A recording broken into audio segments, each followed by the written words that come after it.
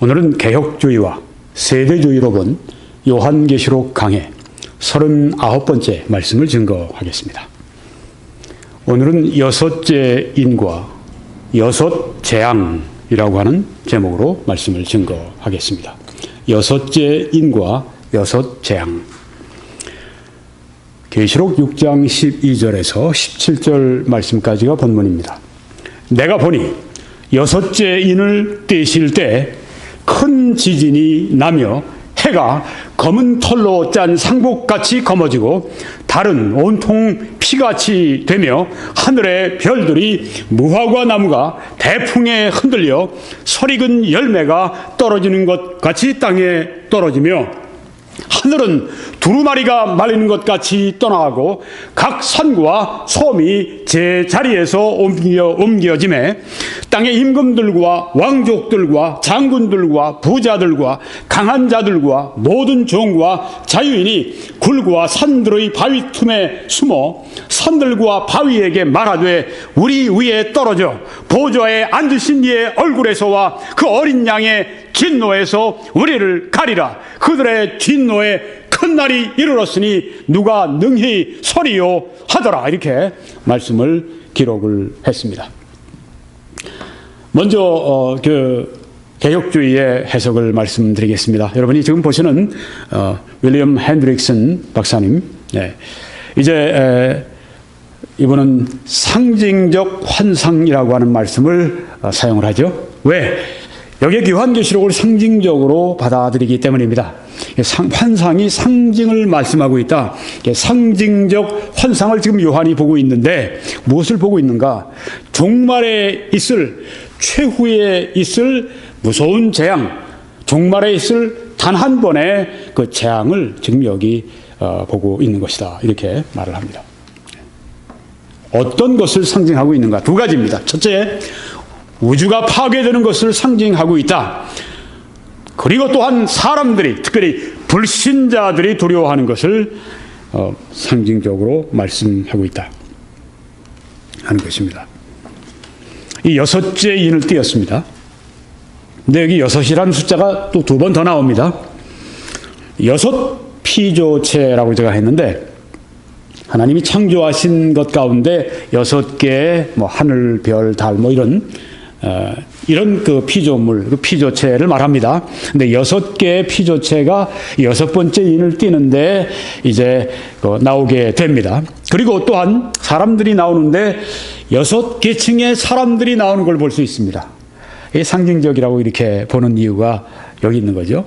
여섯째 인을 띄었는데 여섯 피조체의 이제 그 상태가 변화가 일어나고 여섯 계층의 사람들에게 영향이 끼쳐지게 된다. 네, 그렇게 해서 이제 6이라고 하는 숫자를 여기서 또 본다고 하는 것입니다. 6은 사람의 숫자인데요. 네. 그래서 여기 어떤 상징의 교훈을 주고 있는가?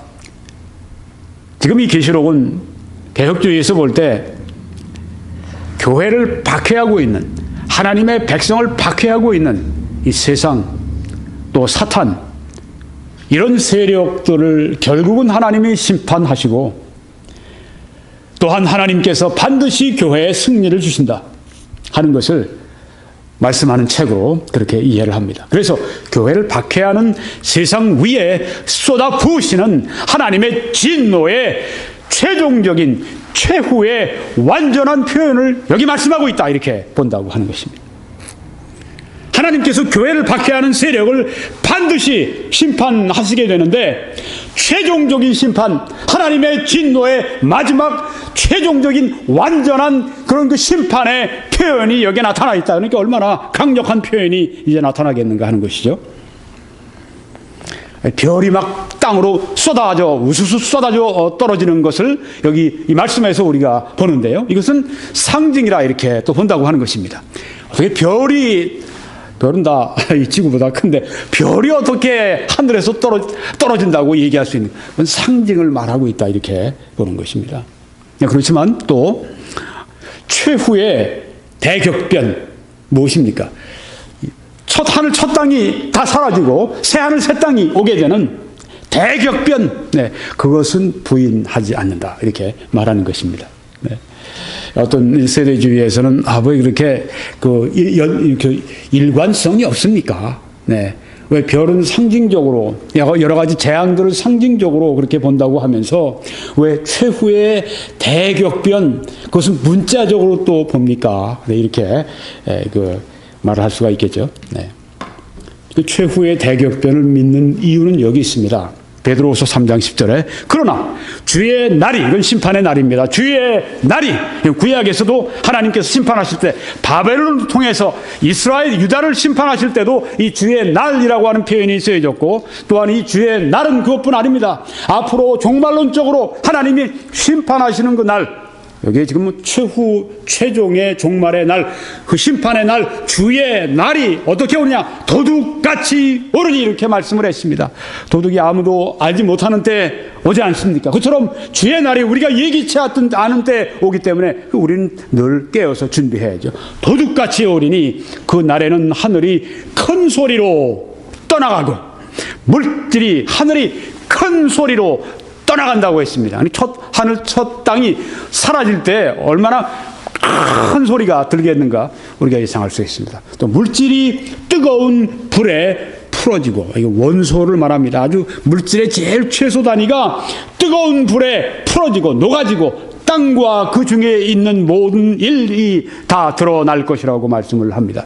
하나님의 날이 임하기를 바라보고 간절히 사모하라 하고 말씀했습니다. 바라보고 간절히 사모하라. 그날에 하늘이 불에 타서 풀어지고 물질이 뜨거운 불에 녹아지려니와, 이것이 바로 첫 하늘 첫 땅이 사라지는 그 하나님께서 그것을 이제 사라지게 하시고 새 하늘 새 땅을 이제 창조하시는 바로 그것을 여기에서 지금 말하는데, 이 말씀 믿는다 그거죠. 별들이 하늘에서 우수수 떨어지는 그것은 상징적으로 봐도 이제 마지막으로 있을 그 새 하늘과 새 땅이 오고 옛 하늘 옛 땅이 사라지는 그것은 믿는다고 하는 것입니다. 그건 대격변이 아니겠습니까? 어마어마한 일이죠. 지금 우리가 살고 있는 땅과 하늘이 사라지고 새 하늘과 새 땅이 들어온다고 하는 것이 어마어마한 일입니다. 그래서 여기 나오면은 이제 아까 피조체라고 말씀드렸죠. 첫째 지진입니다. 그리고 해, 달, 별, 하늘, 산과 섬은 합해서 6개. 네, 이렇게 6개의 피조체, 이런 것들은 무엇을 말하는가? 지진이 나고 해가 검어지고 달이 핏빛으로 바뀌고 별들이 떨어지고 또 하늘이 그 두루마리처럼 말리고 산과 섬이 모든 것들이 제자리를 옮기고, 이런 것들은 무엇을 말하는가? 상징이다, 이렇게 본다고 하는 것입니다. 세대주의는 문자로 들어보죠. 조금 이따가 말씀드릴 것입니다. 상징으로 악한 자를 위한 진노의 날에 공포를 강조하는 것이다, 이렇게 본다고 하는 것입니다. 이게 지진이나 뭐 이런 것들을 문자적으로 보려고 하지 말고 상징적으로 보자. 이것은 지진이 얼마나 무서운가, 악한 자를 위한 진노의 날에 공포를 강조한다, 이렇게 본다고 하는 것입니다. 이 세대주의의 해석입니다. 6계층의 사람들이 나온다고 말씀드렸죠. 6인을 띄니까 6 피조체, 조금 전에 말씀드린 영향이 거기에 있게 되고, 그 다음 6계층의 사람들이 또 영향을 받게 된다. 거기 보니까 먼저 임금들이 나옵니다. 임금들은 누군가? 이 땅의 독재자들과 최고 통치자들을 말한다. 대통령이 여기 속하겠죠. 네. 뭐 의원 내각제를 하는 나라들은 이제 수상이 여기 속하겠죠. 또 뭐 왕도 여기에 속할 것입니다. 그 다음 두 번째 왕족들과 하고 성경에 말씀했는데, 이것은 왕 다음의 계층에 속한 사람들을 말하는 것입니다. 그러니까 뭐 왕족들의 그 친척도 되고 뭐 그렇겠죠. 네, 왕의 친척도 되고. 장군들이 또한 나옵니다. 군사 독재자들과 장군들을 여기에 말하는 것입니다. 네 번째는 부자들이 여기에 또 나옵니다. 상업과 산업 지도자들, 자본가들, 재벌들, 돈 잘 버는 사람들, 네, 이런 사람들이 여기에 속합니다. 또 강한 자들, 5번째 강한 자들, 각 분야에서 아주 막강한 영향력을 미치고 있는 그 사람들, 뭐 언론인들도 여기 속할 수가 있겠고요. 작가도 여기 속할 수 있겠고요. 네, 뭐 철학자 같은 사람도 여기 속할 수 있겠고요. 각 분야에 막강한 영향력을 미치는 자들, 그리고 6번째 모든 종과 자유인, 이렇게 얘기를 했습니다. 그러니까 더 계급이 좀, 계층이 좀 낮은 모든 사람, 그러니까 6계층은 위부터 아래까지 이 6계층의 사람들이 모두 다 이렇게 그 영향을 받고 심판을 받는 것을 여기에 말씀하고 있다. 모두가 다 심판받는다 하는 것을 말씀하고 있다 하는 것이죠. 세상의 모든 자에게 미치는 하나님의 진노, 그리고 그들이 느끼는 그 공포. 이전 그 앞에 첫째인, 둘째, 셋째, 넷째, 다섯째인까지 이렇게 띄어지는 동안에 사람들이 공포감을 많이 가졌겠지만, 이것처럼 사람들이 공포감을 그렇게 그 표현하는 그런 것이 없습니다. 여러분이 이제 말씀을 계속 공부하시면 어마어마한 공포감에 이 사람들이 빠져 있는 것을 볼 수가 있습니다. 이 공포감은 사람들에게 있는 제일 아주 이 강력한 동기가 되는 그런 이 느낌이죠. 어떤 사람은 공포감 때문에 죽기도 합니다. 네, 공포 때문에. 어떤 사람은 공포 때문에 잠을 못 자고 공부하는 사람이 있어요. 네, 공포감. 네, 근데 이것은 아주 무서운 공포감인 것입니다. 최후의 심판이 다가오고 있다고 하는 것을 오늘 이 본문이 보여주면서, 동시에 하나님께서는 앞으로 미래에 교회를 박해하는 세력을 최종적으로 완전하게 심판하지, 무서운 심판을 보여주시지만 현재도 교회를 박해하는 사람들에게 심판이 진행되고 있다고 하는 것입니다. 아침마다 하나님께서 심판을 베푸시는, 매일 하나님께서 심판을 베푸시는, 지금 어떤 지역의 어떤 사람들에게, 교회를 박해하고 하나님의 백성을 박해한 사람들에게 하나님의 그 무거운 손이, 하나님의 그 무서운 손이, 진노의 손이 지금 임하고 있다고 하는 것입니다. 네, 이것은 최후의 심판을 말하는 것이지만 이것은 또한 현재의 심판을 반영하고 있기도 하다. 그러면 여러분들에게 이제 이 개혁주의의 본문 말씀의 해석을 다 말씀드렸습니다. 이제 세대주의가 어떻게 본문 말씀을 이해하고 있는가, 이걸 말씀을 드려야 되겠습니다. 여섯째인과 세대주의는 이제 큰 환란의 본격적인 시작을 믿고 있습니다. 여섯째인은 환란의 아주 본격적인 드라마가 펼쳐지는 때입니다. 여러분이 지금 보시는 이 도표는 이제 많이 익숙해지셨겠는데요. 자, 다시 한번 맨 왼쪽에 십자가 이후에 교회 시대가 계속이 되고, 이제 빨간색 칸에 그 밑에 이제 쭉 줄 그어진데 거기를 보십니다.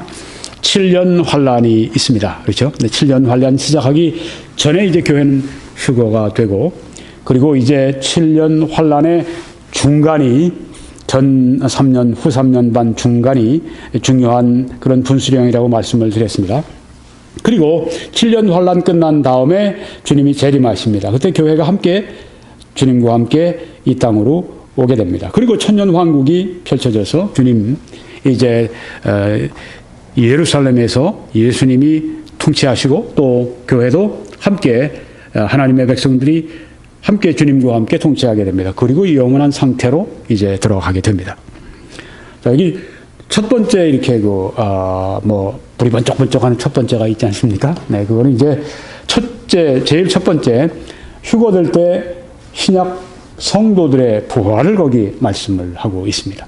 그때 이제 죽은 신약 성도들이 다 부활하고, 살아있는, 휴거할 때 살아있는 신약 성도들은 함께 올림을 받고, 네, 그리고 이제 두 번째, 이제 예수님의 지상 재림이 있을 때, 그때 부활하는 사람들은 이미 신약 성도들은 다 부활했으니까 구약 성도들의 부활과, 또 환란 시기, 7년 환란 시기 동안에 죽은 성도들, 또한 이제 주님 재림하실 때 살아있는 성도들 다 함께, 네, 그때 그들의 몸이 변화되고, 네, 그렇게 해서 이제 첫째, 둘째 부활은 다 성도들의 부활입니다. 이것을 첫째, 둘째를 합해서 첫째 부활이라 성경에 이렇게 말씀하는 부분이 첫째, 둘째를 합해서 말하는 것입니다. 세 번째는 천년왕국 끝나고 영원한 상태에 지나기 전에 거기에 백보좌 심판대가 있습니다. 거기에 불신자들이 부활하게 됩니다. 이건 둘째 부활이라고 얘기할 수 있습니다. 자, 그래서 7년 환란은 다니엘서 9장 27절에 한 이래라, 이렇게 말씀한 걸 여러분이 들으셨습니다. 전 3년 반과 후 3년 반으로 이렇게 나뉘고 있다. 후 3년 반이 큰 환란이다, 성경에서 말씀하는. 그리고 그래서 강도가 7년 환란이 점점 이제 그 시간이 지나면서 7년 시간이 흐르면서 환란의 강도가 세워진다 말씀을 드렸습니다. 이 7년 환란에 전 3년 반에는 인 첫 번째에서 네 번째 인까지 그 시기고요.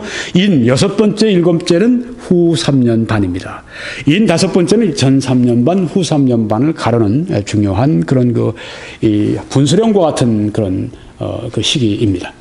오늘 인 여섯 번째, 인 일곱 번째는 언제 나오는가 하면 8장에 나오게 됩니다. 9장에 나오게 됩니다.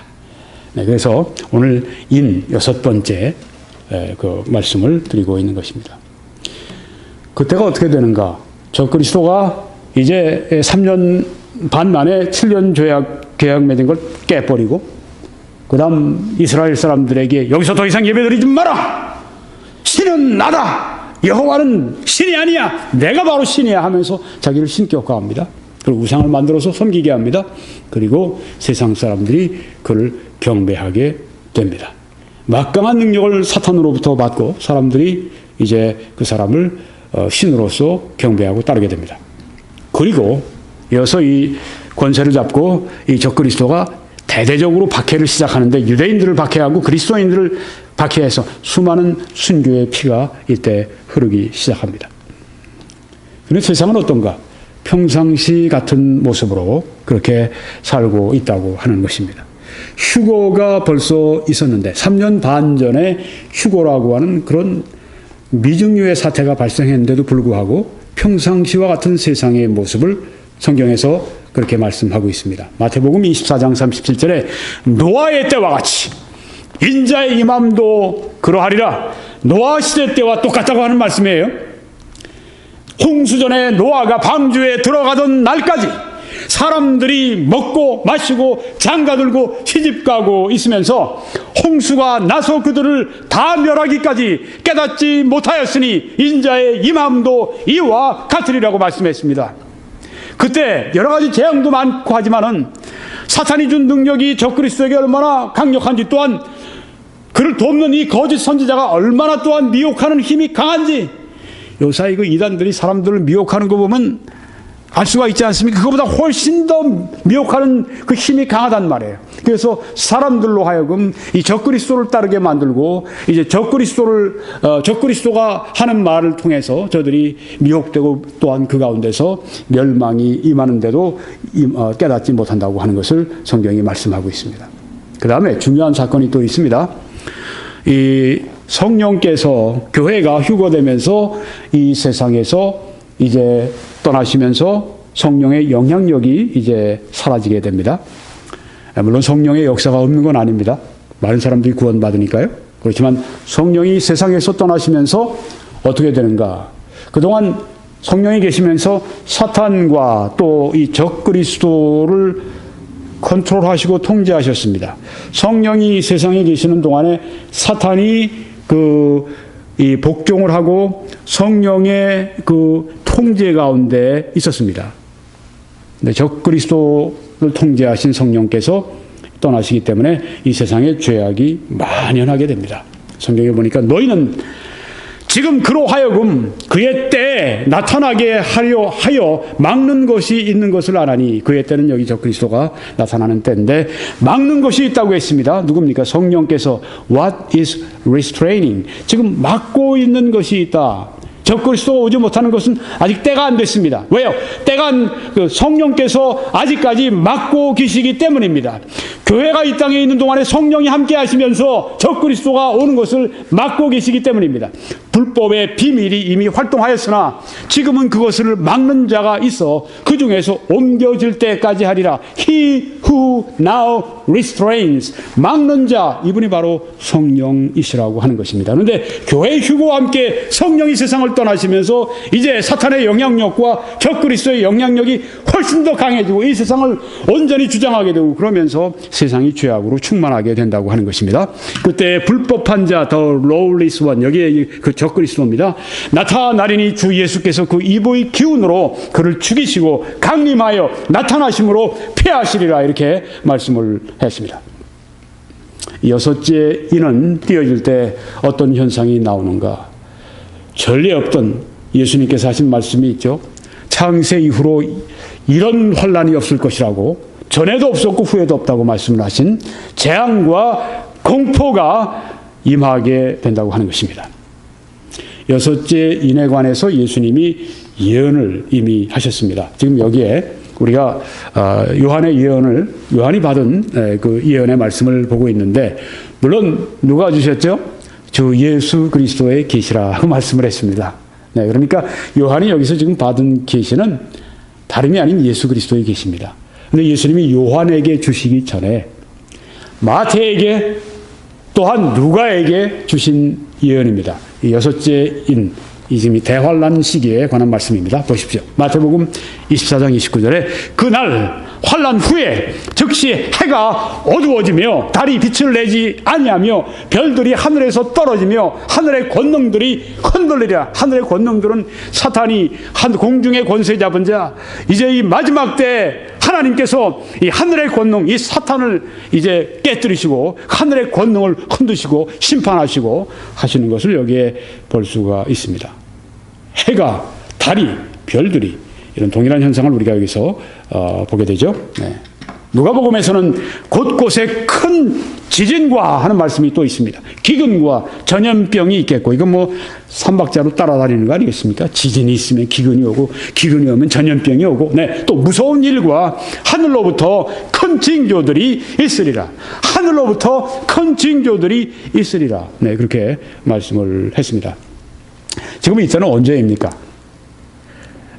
큰 환란 시기예요. 네, 우리 때가 아닙니다. 네, 큰 환란의 시기에 있는 것을 여기 말씀하고 있습니다. 그러니까 우리가 보는 게 아니라 환란 시기에 있는, 큰 환란 시기를 당한 사람들, 미래의 사람들이 그때 당하게 되는 하늘로부터의 큰 징조를 말하고 있는 것입니다.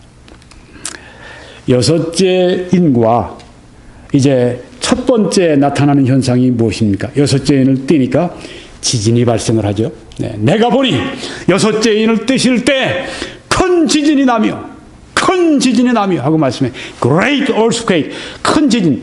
여태까지 이 세상의 역사상 지진이 참 많이 있었습니다. 제가 그동안에 전에 한번 말씀 전하면서 쫙 역사상에 있었던 대지진들에 대해서 수십 가지를 말씀드린 적이 있었어요. 네, 지진이 많습니다. 점점 더 많아집니다. 요사이 염려하죠, 과학자들이.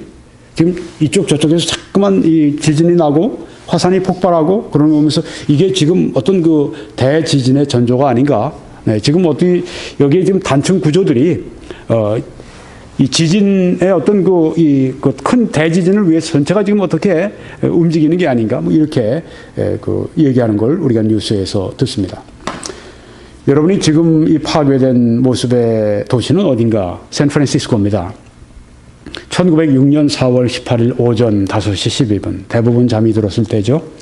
진도 7.8의 강력한 지진이 샌프란시스코를 잡아뒤 흔들었습니다. 뭐 사람들이 얼마나 혼비백산했겠습니까? 저도 LA 살 때 그때 지진을 경험해 봤습니다. 간지 몇 주가 안 됐어요. 불과 한 3, 4주 됐나요? 지진을 처음 경험해 봤습니다.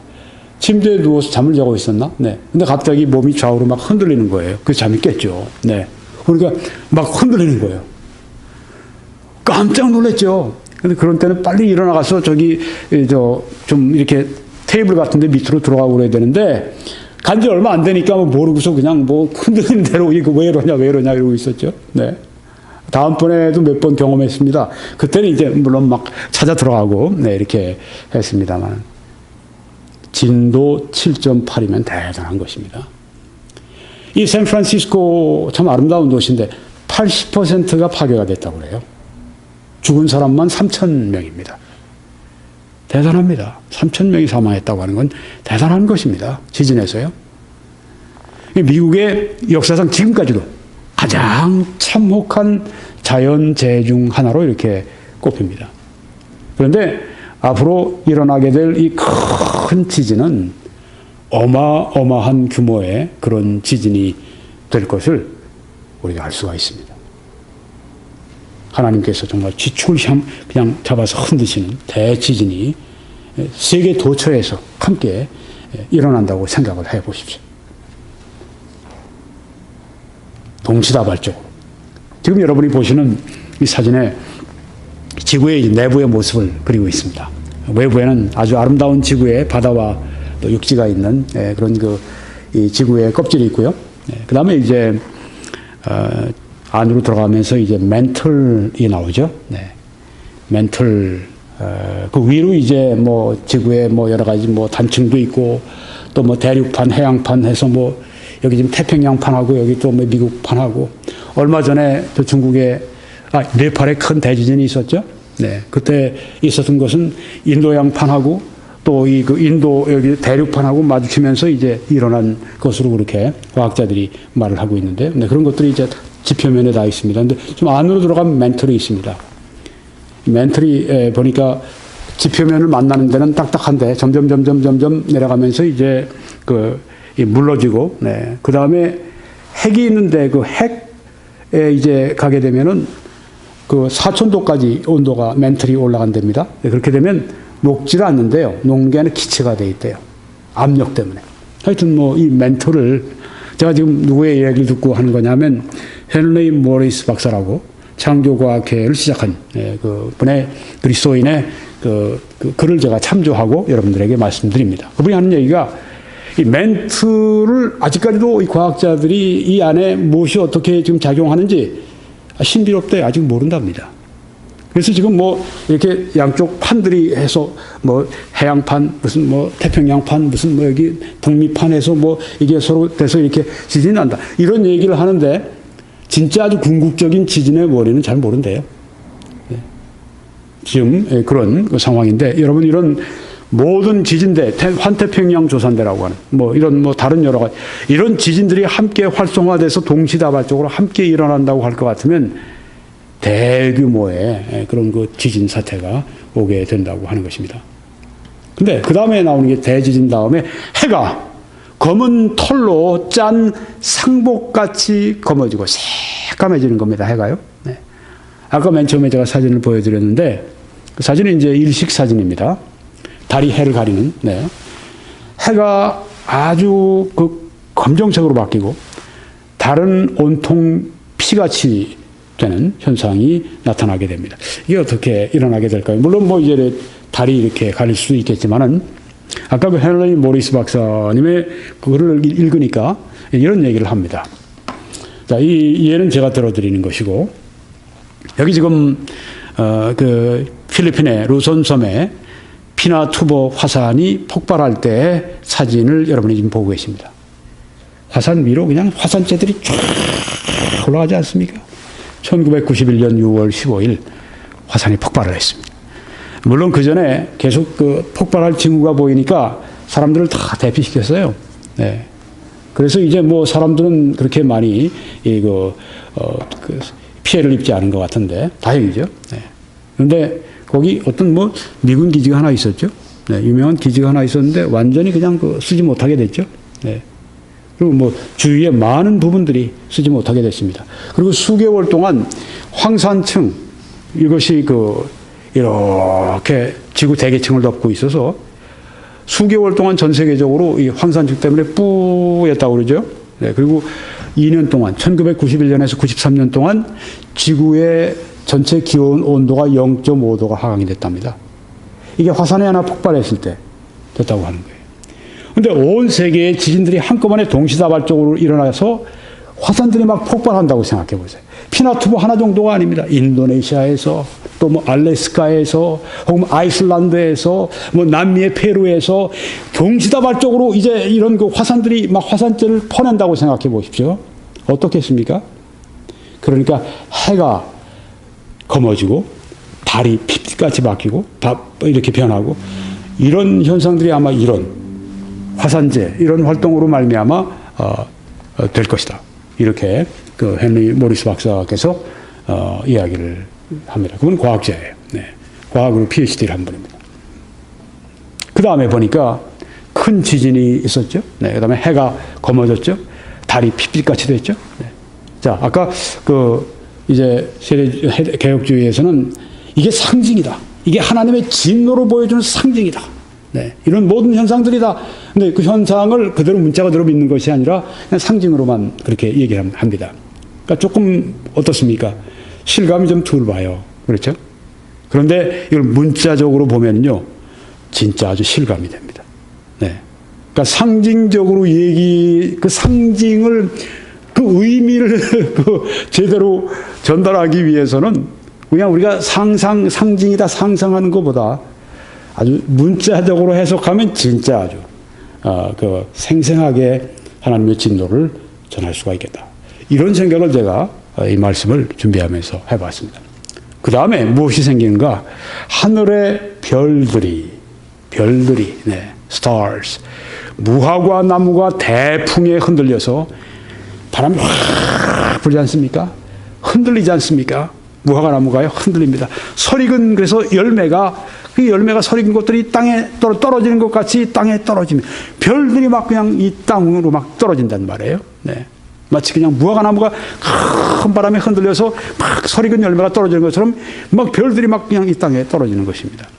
근데 이 존 메가더 목사님, 세대주의자죠. 네, 문자적으로 해석하는데, 별들은 우리 지구보다 더 큰데 어떻게 이게 이렇게 이렇게 떨어질 수가 있는가? 이거는 그런 우리가 말하는 일반적 큰 별들이 아니라 이거는 소행성이나 혹은 유성 이런 것을 말한다. 네, 뭐 유성 같은 것들 저도 운전하다 가면 휙 떨어지는 것들이 있어요. 여러분 보십니까? 네, 그거 떨어지는 거 보면서 소원을 빌면 소원이 이루어진다. 뭐 그런 신화 미신 같은 것도 있는데, 네. 소행성. 여러분이 지금 보시는 이 사진의 맨 오른쪽은 달입니다. 근데 왼쪽에 두 가지 다 이 소행성입니다. 이 소행성은 주로 어디에 많이 있는가 하면은 조금 이따 제가 말씀드릴게요. 소행성은 크기가 저희 장난이 아니죠. 달과 비교해 봐도, 네. 뭐 지구 여기 달 지구라고 하면은 그 바로 옆에 있는 거는 달 크기 아닙니까? 얼마나 큰지를 알 수가 있어요. 네, 저 소행성, 네, 저것도 이제 굉장히 작은 것들이 있습니다. 네, 이런 것들이 우수수 막 떨어진다고 하는 거예요. 이 소행성이 얼마나 많은가 하면 여러분이 지금 보시면 태양계 저 중앙에는 지금 태양이 있습니다. 조금 떨어지는데 오른쪽에 남서쪽에 이렇게 녹색 점이 바로 거기가 Earth 지구입니다. 근데 지금 목성과 토성 사이에 하얀 점들이 막 있잖아요. 그게 다 소행성이랍니다. 얼마나 숫자가 많은지 모른대요. 그게 태양 주위를 돈다고 하는 것입니다. 그런 것들이 이제 궤도를 이탈해가지고서 이제 지구 와서 충돌을 하게 된다고 하는 것이죠. 그러니까 피할 데가 없는 거예요. 네. 지진이면 지진에도 좀 피할 수 있겠죠. 네. 해가 검어지고 뭐 달이 핏빛으로 바뀌고 사잔대 때문에 그냥 고통스러워하고 뭐 얼마나, 그런데 다 피할 수는 있지만 이게 하늘에서 막 별들이 막 쏟아지고 막 이런 소행성들이 막 쏟아져 충돌하고 그러는데 뭐 정신이 없는 거죠. 뭐. 네. 두렵기 정말 짝이 없죠. 집 같은 거 뭐 대파하는 건 말할 것도 없고 뭐 아마 제대로 사람이 견딜려면 지하 속으로 깊이 들어가서 백악관에 있는 대통령 위에서 만들어 놓은 그 지하 벙커나 들어가야 아주 안전할지 모르죠. 네. 그런 무서운 별들이 땅으로 쏟아지는 그걸 이 여섯 번째 떼어질 때 큰 환란의 시기에 본격적인 하나님의 재앙과 심판이 임할 때 일어난다고 그렇게 하는 것입니다. 그 다음에 하늘이 나옵니다. 하늘은 두루마리가 말린 것 같이 떠나간다고 했습니다. 지금 하늘이 완전히 첫 하늘과 첫 땅이 사라지는 계시록 맨 후반부에 있는 그 일이 아닙니다. 네, 지금 여기는 무엇인가 하면은 보기에 그렇다고 하는 거예요. 네. 사도 요한이 보기에 하늘이 두루마리가 말린 것 같이 막 떠나가는 그 현상. 그러니까 뭐 아주 모든 것들이 그냥 하늘까지 다 그냥 그렇게 무섭게 그 현상이 나타나는 것을 여기에 말씀을 하고 있습니다. 이게 하늘이 최종적으로 다 사라지는 그 때는 아닙니다. 왜냐하면 요한계시록 21장 1절에 이미 말씀드렸습니다. 내가 새 하늘과 새 땅을 보니 처음 하늘과 처음 땅이 없어졌고 바다도 다시 있지 않더라. 처음 하늘이 없어졌다 하는 것은 아직 지금 큰 환란 시기에 대환란 때 이루어지는 일이 아니라 나중에 천년왕국이 끝나고 이제 심판이 마치고 최후 심판이 마치고 그리고 이제 새 하늘 새 땅이 나타난 바로 바로 그 직전에 처음 하늘이 그때 완전히 사라진다고 성경에 말씀을 하고 있는 것입니다. 그 다음 이제 여섯 번째 피조체 가운데 여섯 번째입니다. 네. 각 산과 섬이 제자리에서 옮겨짐에 했습니다. 각 산과 섬이 제자리에서 옮겨진다고 했어요. 막 그냥 그 산이 움직이고 섬이 막 옮겨가고 막 이런 그 현상이 지금 나오는 것입니다. 뭐 이 그 대지진이 있고 하니까 뭐 영향이 가겠죠. 네. 산과 섬이 제자리에서 옮겨진다. 여러분이 지금 이 보시면 대륙이 지금 하나로 다 묶여 있어요. 그렇죠?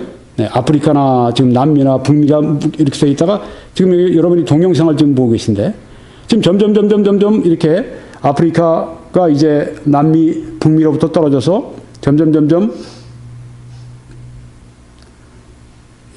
멀어짐으로 말미암아 대서양이 생겨난 겁니다.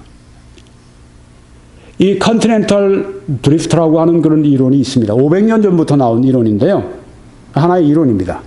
대륙이 이동해. 여러분이 이렇게 보시면 지금 이동하고 있는 그 이렇게 우리가 눈으로 봐도 아 그게 정말 그 척척 들어맞게 그렇게 모습이 되어 있는 걸 보면서 아 정말 그 일리가 있네 그런 생각을 가지지 않으십니까? 네, 대륙 이동설. 네. 그래서 어떤 사람은 안토니오 스나이더 펠레그린이라고 하는 사람이 이런 그림을 조금 전에 동영상을 이 그림으로 이제 우리가 보는 건데요.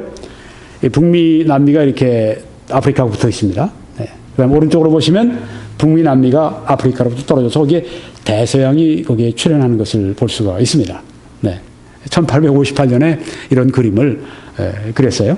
네. 그러니까 이런 막 대륙이 막 이렇게 움직여 다니고 이런 그 현상들. 아까 말씀드린 것처럼 헨리 모리스 박사가 지금도 우리가 지금 과학으로도 멘털 그 지구의 이 지표면 바로 밑에 있는 그래서 아주 지구의 그 핵과 그 사이에 있는 그 한 70%랍니다. 그 멘털이요. 거기에서 어떤 작용이 일어나는지 우리가 잘 모른다고 하는 거죠. 그러니까 이런 대격변이 일어날 때 그 멘털이 어떤 그런 그 작용을 할지 아무도 모른다고 하는 거죠. 네. 그래서 이게 각 산과 섬이 막 옮겨 다니고 이런 현상들이 그때 일어나게 될 것이다. 6가지의 이런 것들이. 그런데 이거보다 더 큰 지각 격변이, 지각 변동이 다가온다고 하는 것입니다. 이것은 그 다음에 요한계시록 16장, 지금 우리는 6장이지만 16장에 들어가면 이 말씀이 나옵니다. 18절에 큰 지진이 있어. 큰 지진이 있어. 얼마나 큰지 사람이 땅에 있어 온 이래로 이같이 큰 지진이 없었더라. 아까도 큰 지진이었는데 이건 뭐 그보다 훨씬 더 큰 지진입니다. 각 섬도 없어지고 산악도 단데 없더라. 완전히 플래트닝. 완전히 아주 가라앉고 네, 아주 그냥 정상이 골짜기가 돼버리고 네, 아주 이런 그냥 어마어마한 대지진이 마지막에 앞으로 다가온다고 하는 것입니다. 그러니까 점점 더 커지는 것을 볼 수가 있죠. 이건 대접의 심판입니다. 앞으로 이제 그 일곱째인 그 후반부에 나오는 겁니다. 그래도 사람들이 사탄과 적그리스도를 따르고 회개하지를 않습니다. 기가 막히죠. 네. 성경에 보니까 요한계시록 9장입니다. 우리 6장인데 9장이에요. 더 나가서 보니까 또 그 살인과 복술과 뭐 점치고 뭐 이런 거 있지 않습니까? 뭐 영매하고 이런 거 있지 않습니까? 하나님이 아주 싫어하시는 거. 네. 복술과 음행과 도둑질을 회개하지 아니하더라고 말씀했습니다. 이럴 수가 있습니까? 이렇게 정말 무서운 심판을 받아도 회개를 못한다고 하는 것입니다. 그 다음에 16장으로 더 가보니까 그때 사람들이 어떤가? 아픈 것과 종기로 말미암아 이제는 몸에까지 아픈 것이 있고 종기가 있고 그런데 말미암아 하늘의 하나님을 비방한다고 했습니다. 하나님께 회개하지 않고 그들의 행위를 회개하지 아니하더라고 말씀을 했습니다. 고난이 크다고 그래서 어려움이 많다고 그래서 꼭 회개하는 것은 아니라고 하는 것을 여기서 우리가 알 수가 있죠. 오히려 고난이 더 크고 재앙이 더 클수록 더 사람들이 강팍해지는 그런 모습을 우리가 여기서 볼 수가 있습니다.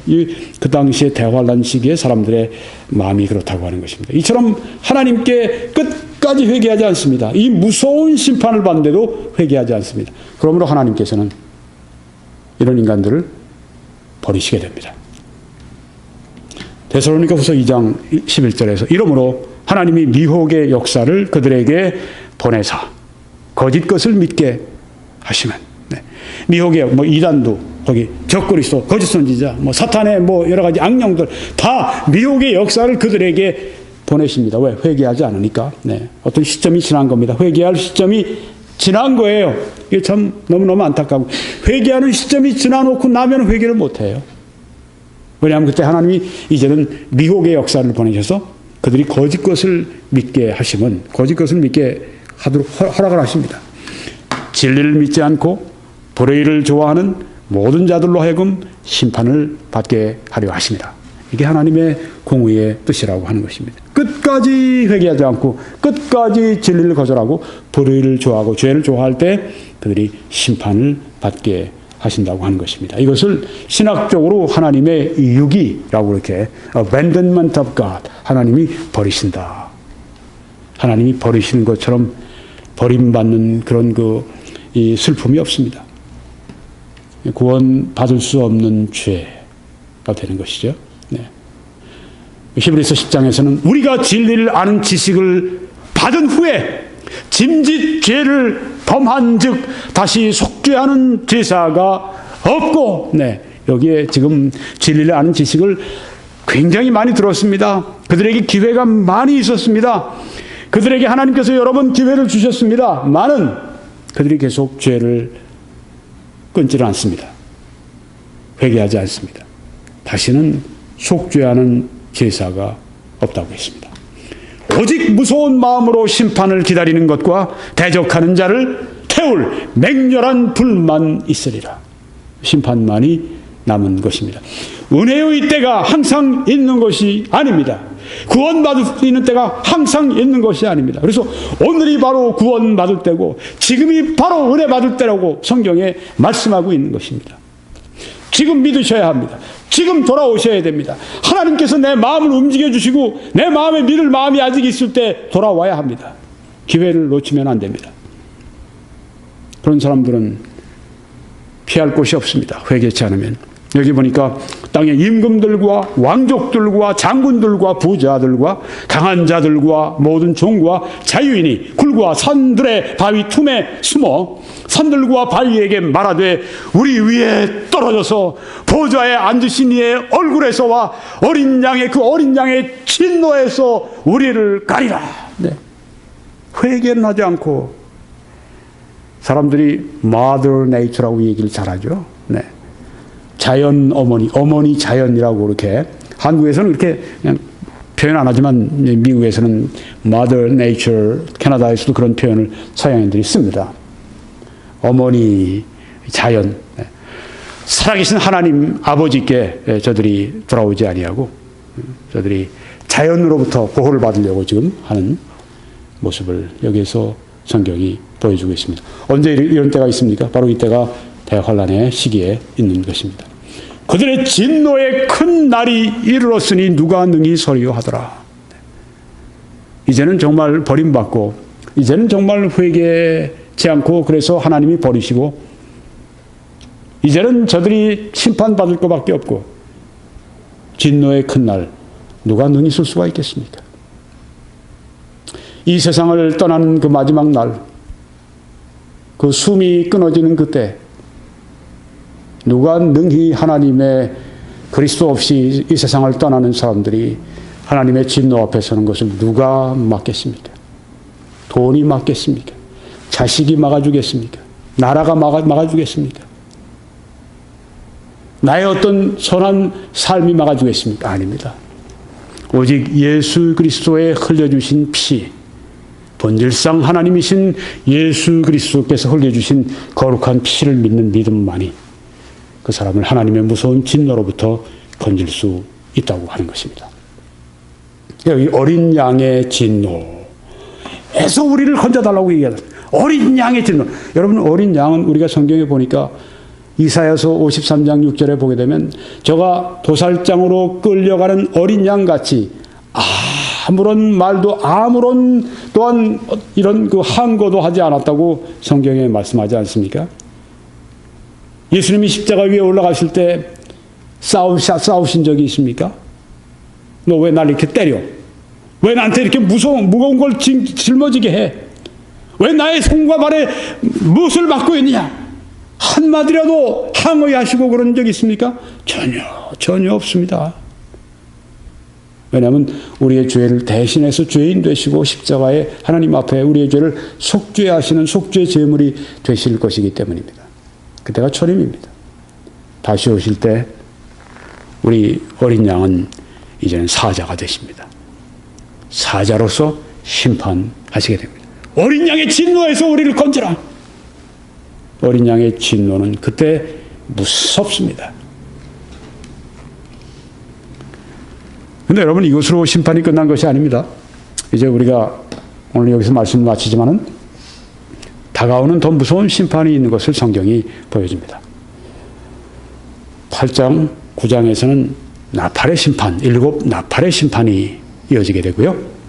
16장에 들어가면 7 대접의 심판이 있는데, 아까 말씀드린 것처럼 7년 환란 기간 동안 처음부터 7년 환란의 마지막으로 7년까지 가는 동안에 점점 환란의 강도가 강해진다고 하는 걸 말씀드렸습니다. 나팔의 심판, 대접의 심판은 지금보다 더 무서운 것입니다. 이제 결론적으로 말씀을 마치겠습니다. 오늘 6째 인과 6 재앙에 대해서 말씀드렸습니다. 6째 인이 띄어지니까 6 피조체에 이제 커다란 재앙적 변화가 일어나게 됩니다. 그리고 그것은 6계층의 사람들에게 미쳐지게 됩니다. 6 피조체의 그 심판 재앙은 무엇이었는가? 먼저 큰 지진이 동시다발적으로 이 세상에 있을 것입니다. 그리고 해가 검게 변하고 달이 핏빛과 같이 바뀔 것입니다. 왜냐하면 별들이, 소행성들이 이 지구와 충돌을 하기 때문입니다. 거대한 소행성들이 지구와 충돌하면서 커다란 그런 여러 가지 사건들이 일어나게 됩니다. 그리고 하늘이 말려지게 됩니다. 말리는 것처럼 보입니다. 각 산과 섬이 옮겨진다고 했습니다. 오늘 이렇게 해서 개혁주의와 세대주의로 본 요한계시록 강의 39번째 말씀을 마치고 요한계시록 6장 마지막 절까지 말씀을 마칩니다. 이제 21church.com에 들어오셔서 지난 메시지들을 여러분이 만약에 빠뜨리신 것이 있으시면 꼭 여러분이 참고하시고 들으시기를 바랍니다. 그렇게 해서 요한계시록 정통 하나님의 말씀을 통해서 정통신앙, 정통신학으로 여러분이 무장하시고, 다음번엔 제가 또 이제 이만희 계시록 반박하는 말씀을 증거하게 될 것입니다. 여러분이 하나님 말씀을 그렇게 사랑하시고 시청하실 때 하나님의 놀라우신 축복이 함께 하시기를 바랍니다.